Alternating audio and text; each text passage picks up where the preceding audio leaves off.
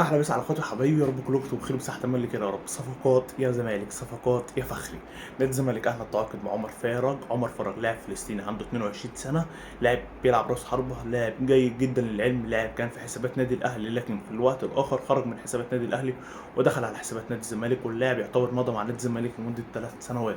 طيب اللاعب الثاني الاخر لاعب هو برونو بلنتوزر.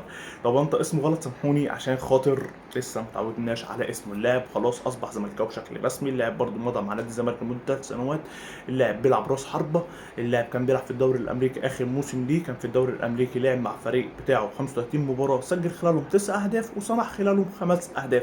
ارقام ممكن ما تكونش افخم حاجه، بس لاعب راس حربه انا واثق فيه وبقول لكم لاعب جيد جدا. بيلعب راس حربه وبيلعب جناح ايسر، ونفس الكلام عمر فرج بيلعب راس حربه وبيعرف يلعب في مراكز الهجوم اجمعها كلها. كده نادي الزمالك خلص في اعتبر عنده في الوقت الحالي في الفريق 4 اجانب، هو لاعب رونو بنتوزر اللاعب اللي انا قلت لكم عليه دوت، وعنده مسلوسي، وعنده الجزيري، وعنده محمود بنتيك. فاضل لنا لاعب واحد بس هو في اللاعب ناقص من عدد الاجانب اللي هم 5. احنا كده ناقص لنا لاعب، اتمنى نادي الزمالك يقدر يخلص فيه، واتمنى يكون لاعب في نص الملعب زي كاريرو. اتمنى ان هو يكون موجود في الزمالك، بس انا زي ما قلت في الفيديو قبل كده ان صعب الصفقه دي تحصل في نادي الزمالك.